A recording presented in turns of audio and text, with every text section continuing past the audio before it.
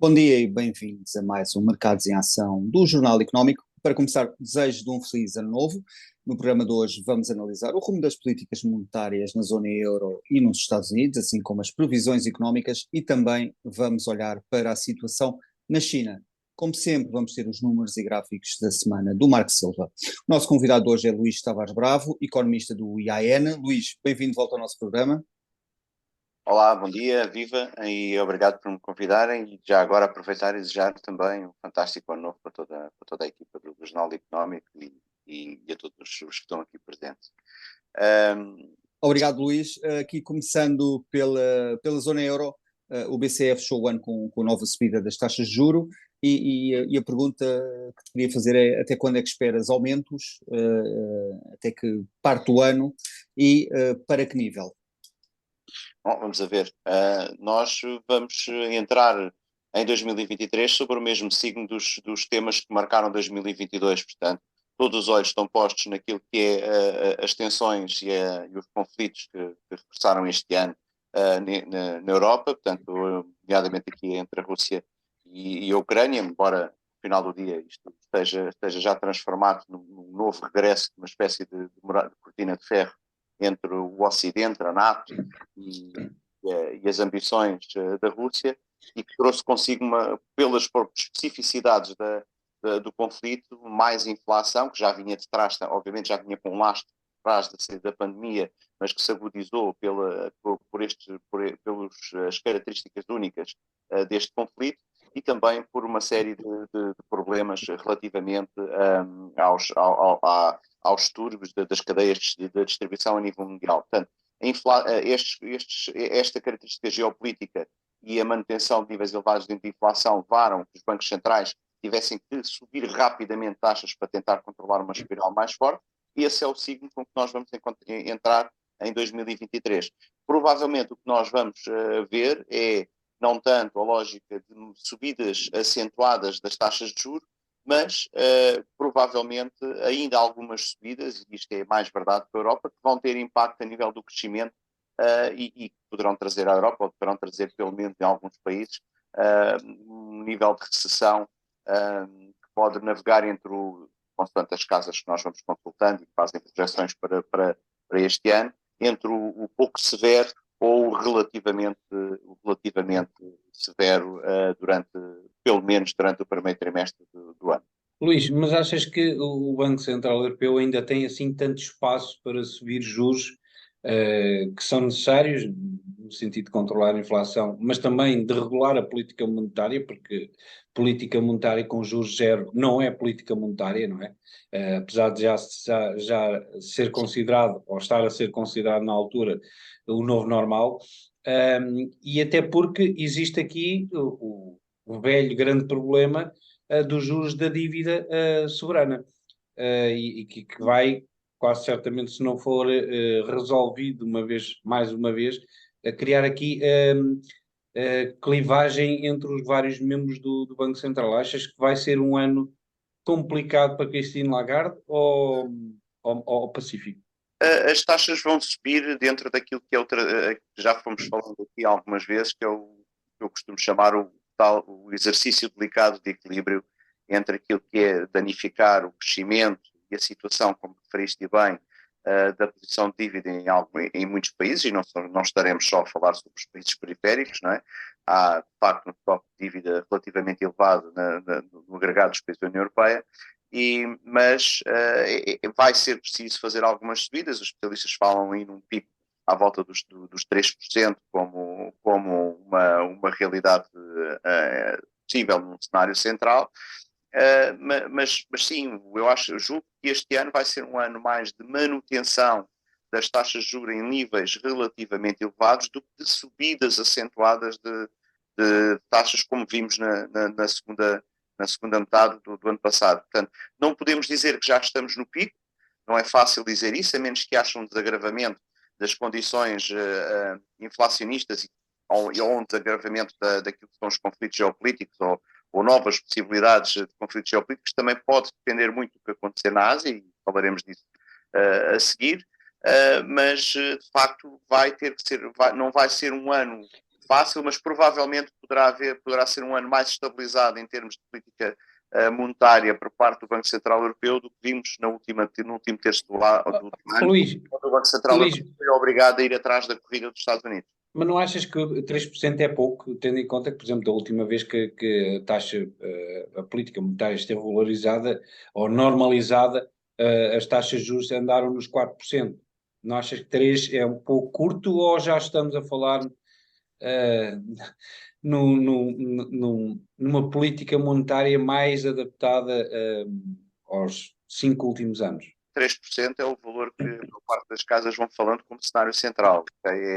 Se houver um equilíbrio entre aquilo que são, que é o spillover da inflação para o primeiro trimestre do ano e dos preços de energia, portanto, alguns poderão concordar que poderá estar um bocadinho abaixo daquilo que é necessário, mas eu diria que também há algumas variáveis, como por exemplo preços de combustíveis, o facto da questão do consumo e os preços da parte de energia elétrica, neste caso as utilities, essa era a palavra que eu procurava, ter estabilizado mais no inverno, um inverno mais quente na Europa do que aquilo que era expectável inicialmente. Agora, vai depender muito também daquilo que for a pressão por parte da economia e da inflação que for, digamos, empurrada, para usar uma expressão mais simples, de 2022 para 2023 e a forma como isso for absorvido pelos consumidores e pelos empresários nesse sentido. Portanto, podemos estar a falar, e não vejo 3% como uma impossibilidade, acho que é um cenário com o qual eu tenderia a concordar, mas não me espantaria que pudesse ser um bocadinho superior, tendo em consideração, obviamente, aqui algumas pressões que podem continuar a subsistir, sobretudo no primeiro terço do ano. Luís, aqui alguns economistas consultados pelo Financial Times consideram que a Itália é o país da zona euro mais exposto à subida de juros do BCE e receiam aqui um sell-off no mercado da dívida soberana das obrigações italianas. Como é que olhas aqui para a situação da Itália? É uma grande economia, mas também muito endividada, como sabemos, e também Portugal, neste lote, também deve estar preocupado, apesar de não estar aqui a aparecer no radar dos investidores neste momento. Itália, isto é voltarmos às discussões de 2011, 2012. A Itália sempre na sala. Eu lembro-me que todos nós falámos muito e discutimos muito neste e outros palcos sobre o Brexit, não é? Mas nós nunca nos esquecemos que a Inglaterra tinha a sua própria moeda e a Itália denomina-se em euros. Portanto, a estrutura específica da Itália é muito mais perigosa para os equilíbrios dentro da União Monetária Europeia do que é, por exemplo, a Inglaterra. Relativamente à dívida, eu creio que a Itália tem também, apesar disso, tem uma estrutura de dívida um pouquinho diferente e tradicionalmente mais estável do que o resto dos países considerados mais na linha de tiro no que diz respeito a um problema de dívida. Portugal tem muitas fragilidades económicas que, por exemplo, a Itália não tem. A Espanha tem um outro tipo de agilidade, Portugal também não tem, e a Itália tem a dívida é absorvida, tem capacidade de absorvê-la à procura das novas emissões de dívidas muito internamente.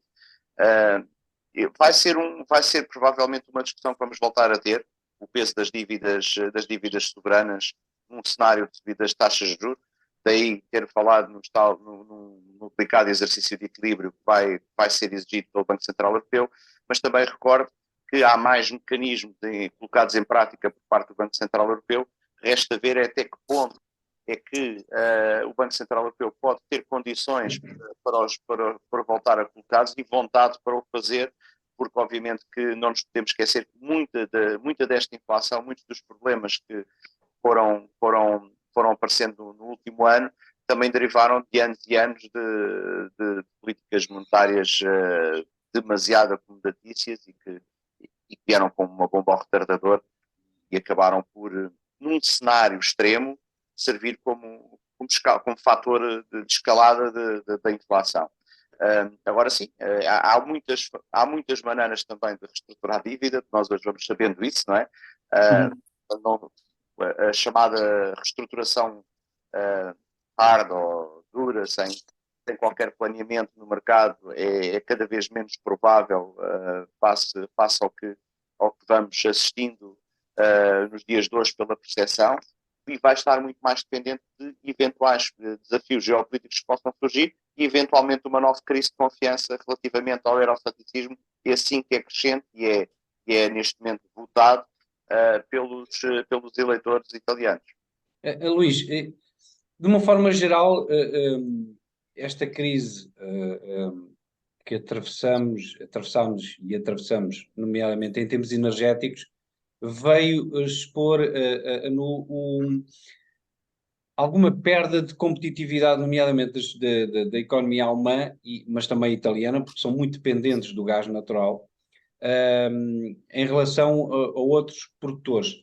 Achas que isso será uma coisa para ficar, ou a Europa, nomeadamente a Alemanha, irá conseguir adaptar-se ou irá acelerar a transformação das suas fontes para essas indústrias pesadas, uma vez que agora perceberam que se calhar de vez em quando podem ter alguns dissabores, porque é um tema fundamental, nomeadamente para a Europa, para a Alemanha, que é o coração da economia europeia, não é? Sem dúvida. Eu julgo que esse pode ser um dos temas muito interessantes para acompanhar em 2023 e 2024. Nós o que assistimos foi, no meio daquilo dos compromissos que temos para o carbono zero, e derivado depois do que vimos do conflito e da dependência de gás relativamente à Rússia, uma corrida desenfreada, sobretudo na Alemanha, aos combustíveis fósseis. Foram reativar toda a estrutura que era possível fazer para uma lógica óbvia de sobrevivência e de fazer descer os preços médios de consumo energético que eles têm, mas ao mesmo tempo vão ter que fazer acelerar as estruturas das energias renováveis.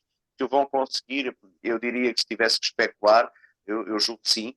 A Europa é muito forte, a Alemanha consegue ser muito forte na implementação rápida quando tem que fazer, no fazer o deployment dos projetos. A própria União Europeia já tinha muitos mecanismos colocados em prática para essa transição. Agora, nós vamos ter provavelmente 2 anos, e essa é uma questão que vale a pena falar.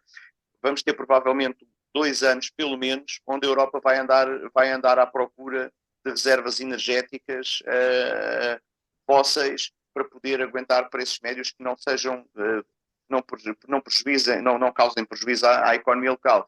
Este ano o inverno foi relativamente moderado, conseguiu-se fazê-lo.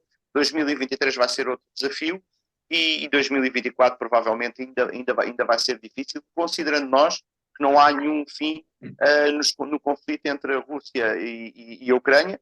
Quer dizer, pode até haver o fim do conflito, mas a cortina de ferro que parece erguida parece que vai levar muito tempo, mesmo que acabe a guerra amanhã, a colocar em prática. E não me parece que a Alemanha ou a Europa queira ter a voltar aos mesmos níveis de dependência do gás russo como houve antigamente. Quer dizer, é um fator de incerteza e que acho que vamos acompanhar em 2023 e que vai ter muita inferência sobre o tipo de recessão que poderemos ter em alguns países da União Europeia. Não toda, mas vamos andar a namorar com a inflação no agregado da União Europeia. Obrigado, Luís. Vamos agora para um breve intervalo e regressamos já.